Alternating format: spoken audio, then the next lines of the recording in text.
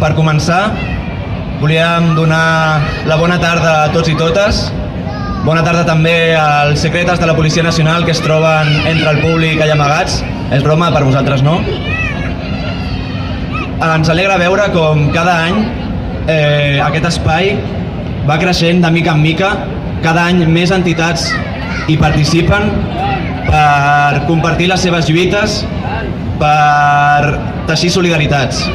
És la primera vegada que hi participem com a RAN Sabadell i la nostra intenció és convidar a fer una reflexió col·lectiva sobre el fet de ser jove.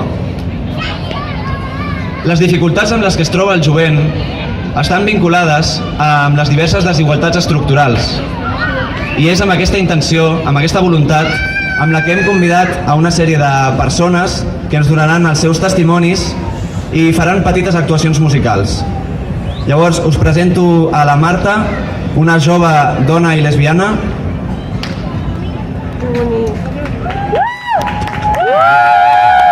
Al Bilal, un jove musulmà. A la Idoia, una jove que combat el racisme i la islamofòbia. A l'Àlex, l'Elguió, un jove represaliat per l'Audiència Nacional. I a mi mateix, Àlex, com a jove que ocupa en defensa del dret a l'habitatge.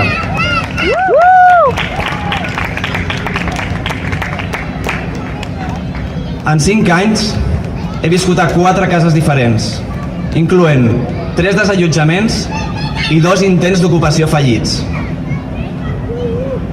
Per començar volia dir que si algú pensa que l'ocupació és escollir la via fàcil, s'equivoca. Us explicaré per què. Encara em recordo, a les 3 de la matinada, als carrers de Can Puiggener, fugint dels Mossos d'Esquadra. Encara em salten les llàgrimes quan passo pel solar on hi havia l'habitatge alliberat Thomas Sankara. Vaig estar 3 mesos sense passar per aquell carrer, pel carrer Calderón, per tal de no veure-ho. Aquella casa estava en perfectes condicions. La seva antiga propietària l'havia reformat sencera només 2 anys abans de que el banc se la quedés. Ara, aquella casa és runa i l'obra nova que s'hi faci allà només contribuirà a la pujada de preus i a l'elitització del centre de la nostra ciutat. Encara em ressonen, tal com si fos ahir, les paraules del representant legal de l'Hotel Urpí oferint-nos diners i feina a canvi de que abandonéssim una casa que portava més de 10 anys en desús. I veient que no podia comprar-nos, ens va amenaçar amb quelcom similar als seus vincles que tenia amb el sistema judicial. Ens va dir que ens faria la vida impossible. Actualment, visc a l'habitatge alliberat a Sata Shakur, amb altres joves, aquí al costat. Sòlvia, l'immobiliària del Banc Sabadell, aquest banc dirigit pel fastigosament ric Josep Oliu, aquest banc que ara fa 2 dies utilitzava com a amenaça canviar la seva seu social i portar-la fora de Catalunya, aquest banc li volem dir que ja pot marxar, que no el volem aquí, que no ens interessa i que poden marxar.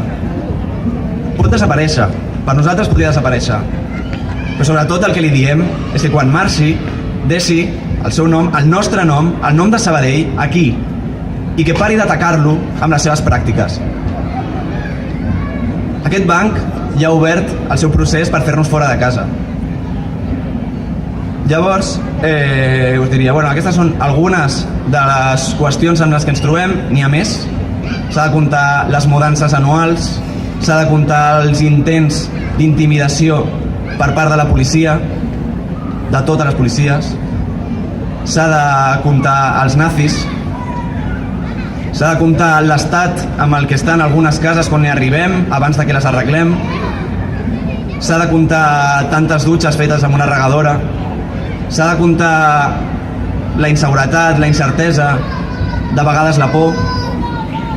I potser algunes us pregunteu, amb tot això, per què seguim ocupant?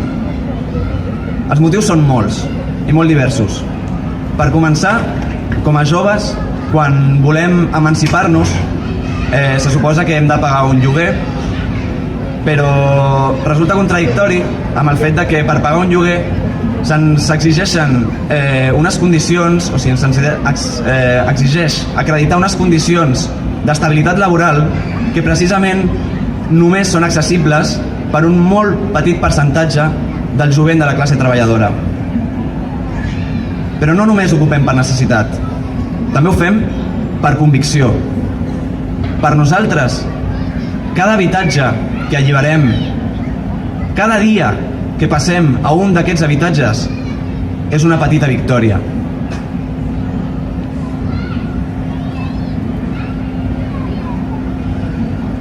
Nosaltres defensem que cal alliberar tots els pisos buits que sigui necessari. Només a Sabadell n'hi ha milers. Mentre hi hagi una sola persona al carrer, mentre hi hagi una sola jove sense poder emancipar-se, estem fartes de veure com el benefici capitalista ho controla tot, ho regula tot. El que proposem, el que creiem lògic, és que per fi posem la vida, els interessos, les necessitats de la gent, de les persones, al centre. Quan alliberem un habitatge, li posem el nom d'una persona revolucionària que pel motiu que sigui ens inspira. De Burkina Faso vam reivindicar a Thomas Sankara, de Palestina a la Leila Khaled, del Kurdistan a Sakin Jansis, i així va arribar a Sata Shakur, que hem escollit com a símbol de la lluita de les dones negres de classe treballadora al cor de la bèstia, al mateix estómac de la bèstia, als Estats Units d'Amèrica. Un altre referent per nosaltres és la PA de Sabadell i la PA en general, en la qual tantes persones i tantes famílies d'orígens tan diversos, orígens socials, orígens geogràfics, que ens demostra, són el clar exemple de que la lluita comuna, de que el treball colze a colze, cooperatiu, són la millor eina, el millor recurs per mesclar-se realment i generar dinàmiques de treball comunitari.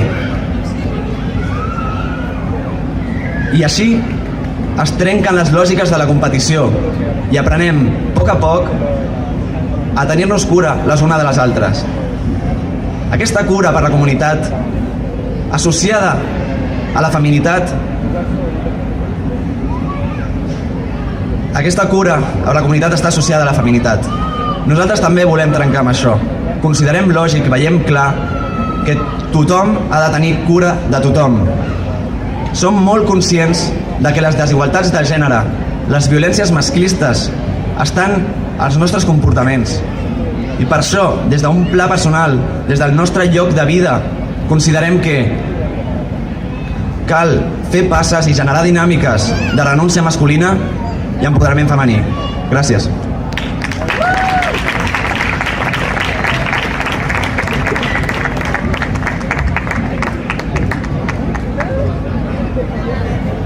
Sí. Bones, primer de tot ja em perdonareu si estic una mica nerviosa. Avui és el meu dia oficial on surto de l'armari públicament i malauradament aquesta no és una feina fàcil i ja em perdonareu si vaig mirant aquí per si trobo algú familiar bastant proper i que em serà una mica més difícil, però bé, tirem endavant perquè també estem orgulloses del que som, soc orgullosa de ser lesbiana. Quan parlem però de dones i de lesbianes hem de parlar com a dos eixos de desigualtat i d'opressió dins d'un sistema, un sistema que es diu sistema o que l'anomenem sistema heteropatriarcal. Aquest sistema, doncs, situa en primer lloc a les dones en una posició inferior als homes i proposa una heteronormativitat o una heterosexualitat normativa, marginant altres formes de sexualitat i expressions de tal, no?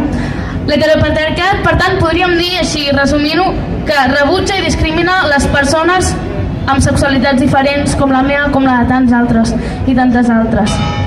Per tant, ens situa les dones i les lesbianes en una situació d'inferioritat i a una relegació que anomenem l'esfera privada, com a dones i com a lesbianes. M'explicaré. L'esfera privada no vol dir que encara estiguem dins de l'armari, sinó que vol dir que patim una invisibilització.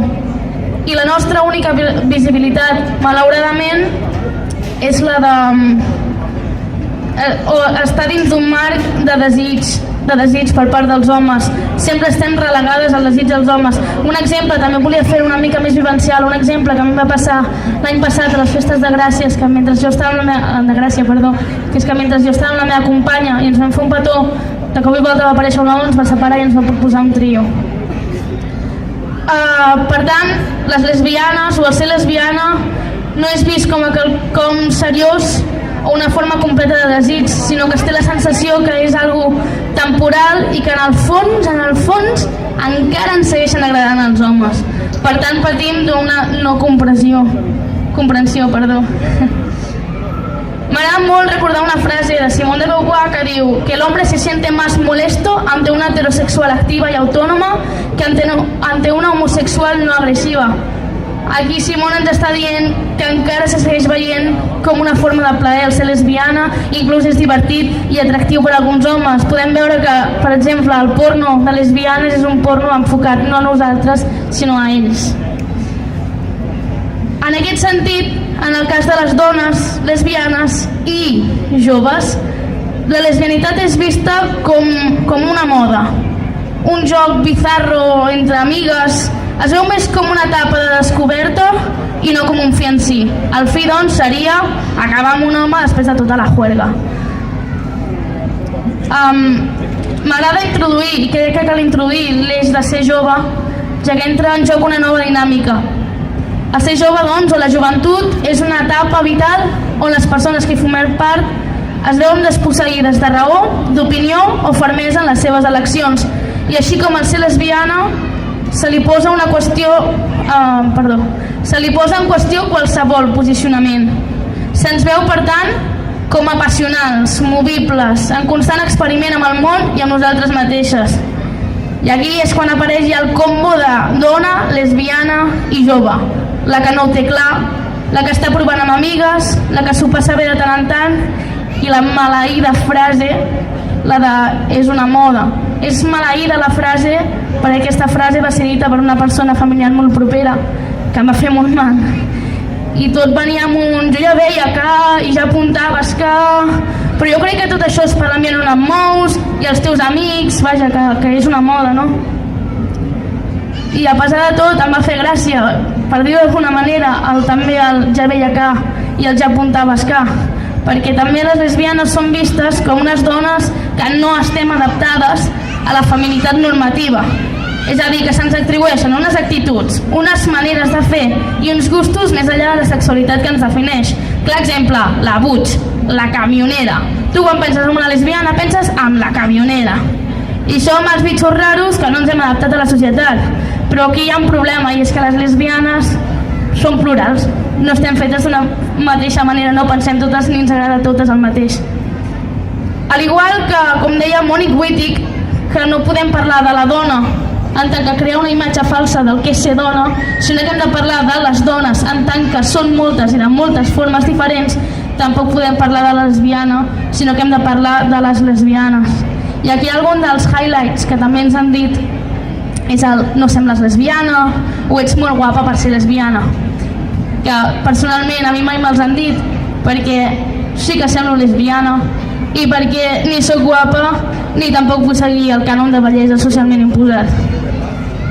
I amb tot això tampoc no volia ser molt catastrofista i intentaré almenys posar un bri d'esperança a algunes lesbianes, però malauradament decepcionaré algunes altres, perquè sí que és cert que hi ha una creixent acceptació de nosaltres mateixes, però una acceptació del que jo anomeno les bones lesbianes. Per exemple, una sèrie americana, The L Word. The L Word és una colla de dones lesbianes que són superacceptades i s'ho passen superbé, però una altra vegada, dones de classe mitjana, blanques i que segueixen el model de família nuclear. Un model tradicional, familiar, però que substitueix un home per una dona. Amb tot això també s'hi suma el capitalisme, que cada vegada intenta abraçar més aquest model de lesbiana. Nosaltres anomenem el capitalisme rosa, que margina a les que, com jo, són males lesbianes, aquelles que no seguim les pautes de les regles de convivència entre heteros i no heteros. I ja, per acabar, un nou i últim tema. M'agradaria també parlar de les lesbianes en relació amb alguns moviments LGBTI, i ojo, dic alguns, tampoc no voldria generalitzar, però sí que és cert que moltes vegades patim una invisibilització de nosaltres mateixes, una monopolització per part dels homes, gais o bisexuals, i es posen sempre abans les seves problemàtiques que les nostres. Per exemple, si mirem campanyes contra la homofòbia, veiem que es dona molta més importància a les violències físiques, de caràcter físic, a les agressions directes, i aquestes, extretes dades de l'ESCAT, veiem que un tant per cent més elevat la pateixen els homes. Però les dones també patim, les dones i lesbianes també patim un altre tipus de violència, que és la violència simbòlica, la violència verbal i la violència ambiental. I estic segura que moltes de les dones que estan aquí, m'atreviria a dir totes, podem parlar en primera persona alguna agressió d'aquest tipus. Per tant, doncs, hem de parlar de lesbofòbia, perquè és una fòbia totalment diferent, una fòbia que lliga el nostre ser dona amb el nostre ser lesbiana. I volia acabar amb una cançó superpreciosa d'un grup que es diu De espaldas al patriarcado, que es diu Como nadie me dijo nunca, i que bé, que espero que us agradi tant com m'agrada a mi.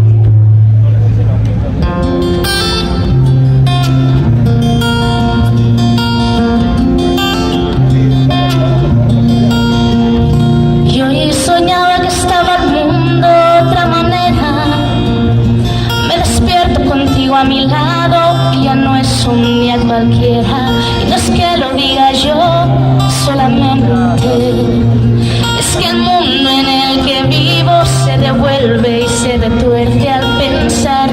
Wow, wow, si expreso mi amor por ti, wow, wow, por ser mujeres y rompiendo barreras y muros contra un patriarcado que lleva siglos en nuestra historia, que está muy bien montado. Nuestros besos se conviertan en disparos que atravesan su moral. Wow, wow, y de tu mano río. Wow, wow, de todo puedo reír. Wow, wow, y de tu mano lucho. Wow, wow, por cambiar esto. Y como nadie me dijo nunca que existiera esa posibilidad, que el amor entre mujeres nace y que no es casualidad, lleva toda la vida aunque algunas nos lo intenten ocultar, debe ser demasiado bueno para esa sociedad. Oh, oh, si no, no me lo explico. Como nadie me dijo nunca que existiera esa posibilidad, a tu lado construyendo nuevas formas hacia la creatividad. Me descubro sonriendo por mi nueva decisión, y al estar contigo aprendo y se me abre el corazón.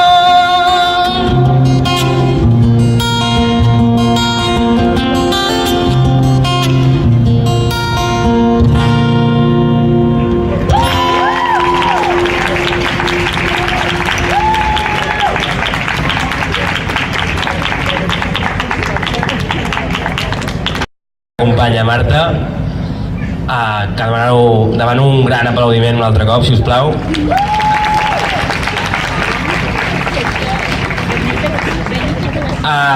Jo tocaré una mica el tema de ser jove i ser musulmà.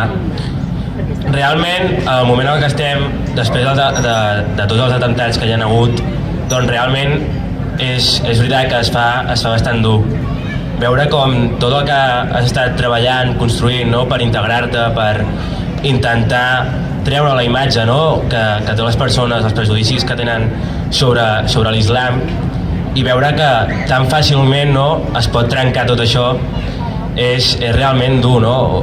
Veure com no ha servit de res tot el que has fet, tot el que has estat treballant, i tot per una colla de personatges que han fet un atemptat en el nom de l'islam, però realment les persones no saben, no?, què realment diu l'islam, o realment aquestes persones són realment islàmiques.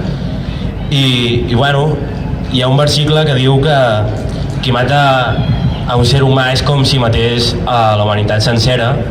Llavors jo em pregunto, com pot ser, no?, que l'islam, que et diu que no pots matar algú, matis a milers de persones en nom de l'islam. Sempre des de ben petit he intentat canviar la imatge de les persones, els prejudicis que tenen sobre les persones musulmanes, en petits actes, en el sentit de trobar un telèfon mòbil, una cartera, intentar tornar-la amb el medi que fos, perquè diguessin, ostres, pues, mira aquesta persona musulmana, pues sí, és bona persona, m'ha tornat les meves coses, i que després en el seu grup d'amigues o amics pues dir, no, pues jo conec un musulmà que em va tornar la cartera i això, i explicar pues la vivència, no?, de que no totes les persones musulmanes són terroristes ni molt menys, i bueno, i conèixer una mica tot això, no?, tota la cultura islàmica sense por, no? Jo us convido a que conegueu a les persones que conegueu que són musulmanes i us interesseu una miqueta, perquè jo crec que és una cultura i una religió molt bonica, ja que parla sobre fer el bé, ja la paraula islam significa pau, no? I que una religió així no és terrorista. I bueno, fins aquí la meva intervenció. Gràcies. Alguns interessats han perpetuat encara més, doncs, arrel de l'atemptat que vam viure aquest estiu. I res, això seria. Anem a veure com sona. Base, sisplau. El sentit m'atravessa, encén la flama del meu pit. No puc més amb el circ de les patranyes. Els lleons, el terrorisme, el poble enganyen. El problema, falta de seguretat. Vinga va, no me haga más reír matat. És la melodia de l'Europa assassina, aquella que arrasa allò on breixi la vida. La solució, calma és contenció, CIEs, fronteres i en bé les cadenes. I qui són les víctimes? Està clar, mira't al Malik i ho sabràs. És així com funciona. Un occidental sí que és una persona. Els de casa van primer, amb els nostres sí que ens solidaritzem. La caixa tonda ens ha acostumat a perdre el compte amb les mortes de Síria, Nigèria o Iraq. Allà ben lluny, on ISIS només fa el 40% dels seus atemptats. No tinc por, esclar que no. El que tinc és molta ràbia, massa ràbia acumulada. No tinc por, esclar que no. El que tinc és massa ràbia acumulada. Todos juntos por la paz, mejor unidos y un paso atrás contra el terrorismo. Como idea me chirría, pero no está mal. En Arabia Saudí, ¿qué pensarán?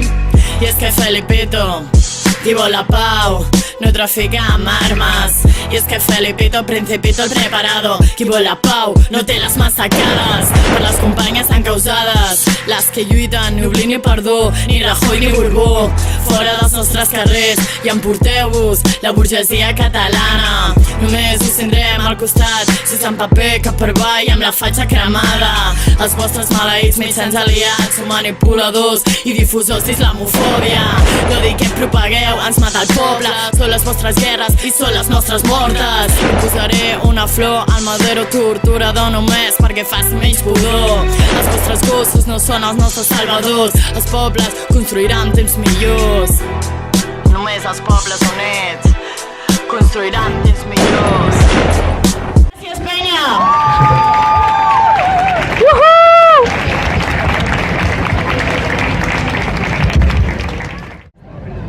Buenas tardes, familia, ¿qué tal? Bueno, después de este temazo de ida de olla, creo que mi intervención va a sonar un poco floja porque ha dejado el listón muy alto. Yo no voy a cantar un tema, yo voy a explicar un poquito... Creo que pondré el micro aquí, ¿o no? Vale, bueno. Voy a explicar un poquito y hablar del tema de la represión. Yo vengo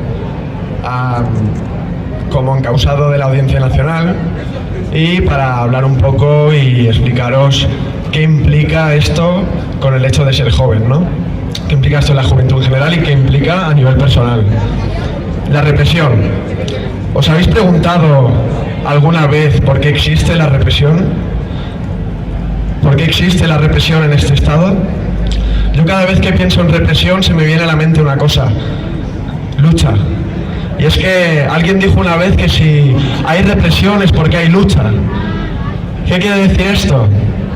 Ahora vivimos unos momentos delicados, ya lo hemos visto, ¿no? El domingo pasado, toda esta semana, con muchas cosas que han ido sucediendo, a mucha gente la han detenido, y no solo con el tema del referéndum, evidentemente, sino con un montón de otras cosas que, bueno, pues quieras o no, por el estado en el que vivimos, por el carácter represivo y dictatorial que es el Estado español, mucha gente, por una cosa o por otra, acaba represaliada. Pues yo creo que la gente acaba represaliada y creo que es algo evidente de decir, ¿no? Porque hay lucha. ¿Sabéis qué entiendo yo por lucha? Yo creo que la lucha es un método que utilizamos las personas para intentar cambiar las cosas, los aspectos que no nos gustan de la sociedad. Por ejemplo, la lucha contra el machismo, la lucha contra el capitalismo, contra la homofobia, contra el racismo, contra todas esas cosas que de una u otra forma nos privan de ciertas libertades, ¿no?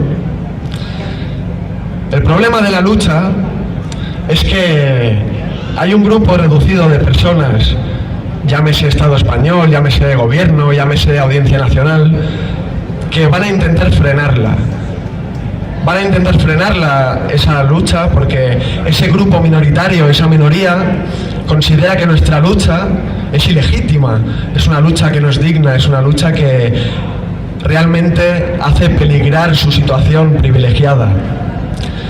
¿Qué pasa? Que muchos y muchas jóvenes nos damos cuenta de las cosas, parece que no, pero realmente nos cuestionamos un montón de cosas y al final eso nos lleva a reflexionar sobre las injusticias, sobre cómo vemos la situación.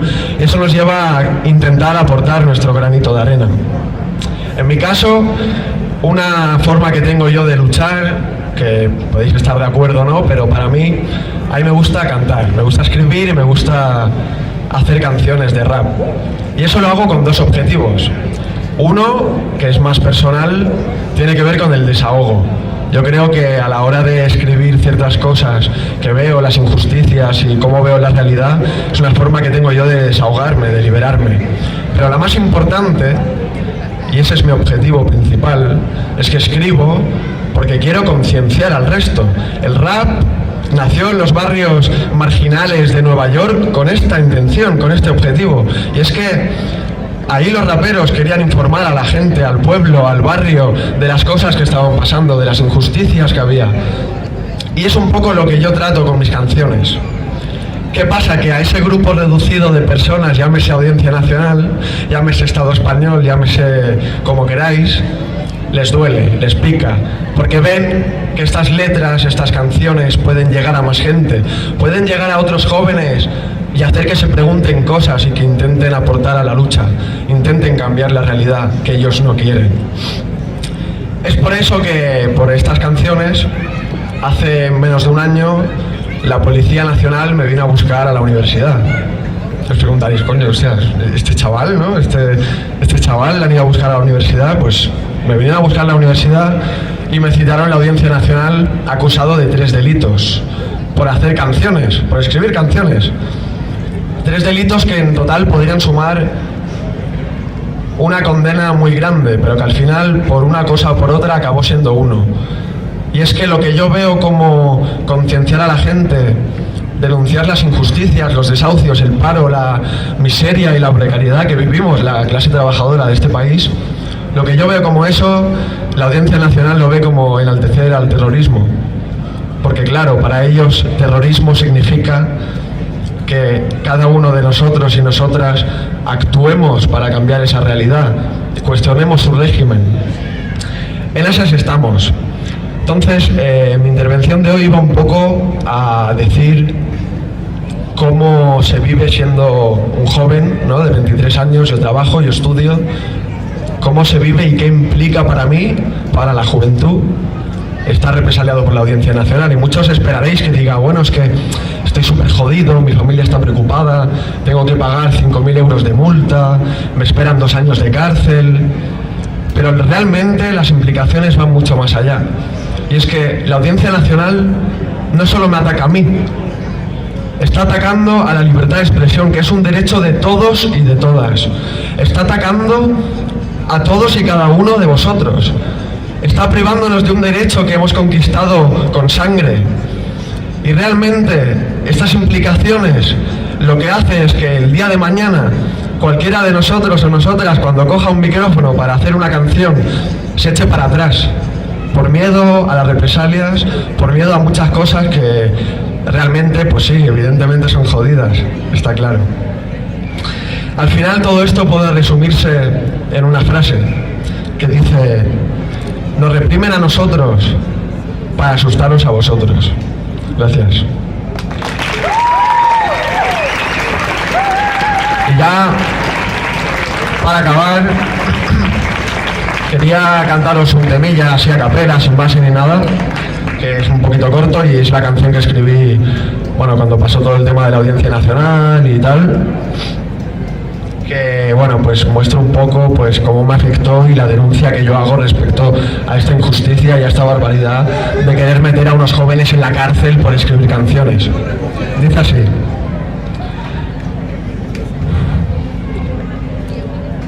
yo necesito expresarme en contra de este absurdo. Evidentemente una canción no va a cambiar el mundo, pero enseñará ideas justas a mucha gente que un día afrontará luchas más consecuentes. Necesito expresarme, tengo el derecho a hacerlo.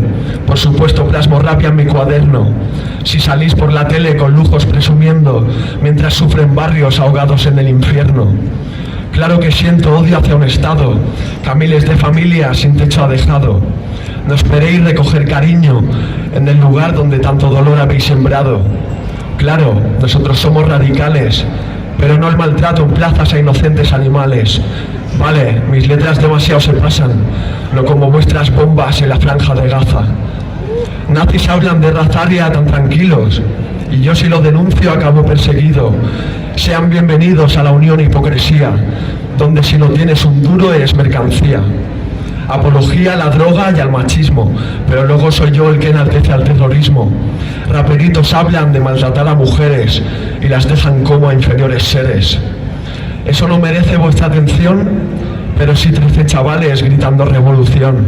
No, estos versos yo no los escribo, es mi corazón, siento cada injusticia conmigo. Así que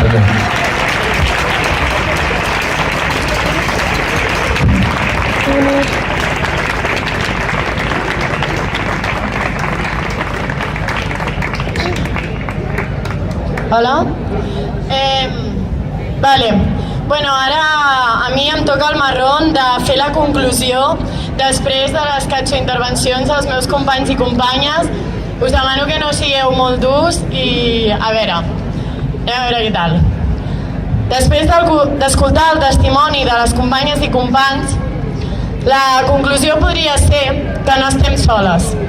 Totes i tots nosaltres som diversos i diverses, però hi ha alguna cosa que ens fa ser una col·lectivitat.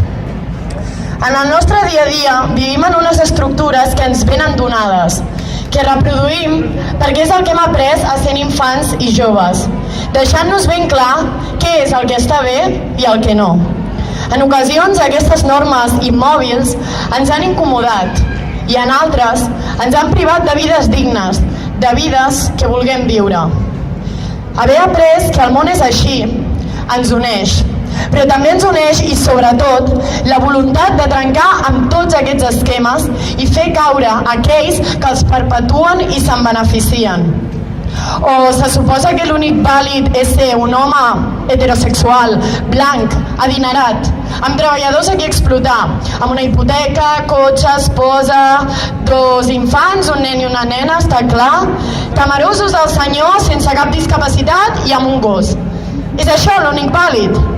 Qui encaixa en aquest esquema quadriculat i perfecte? Doncs ningú. Ni tan sols aquells que ens continuen imposant aquest model, aquells a qui volem fer caure.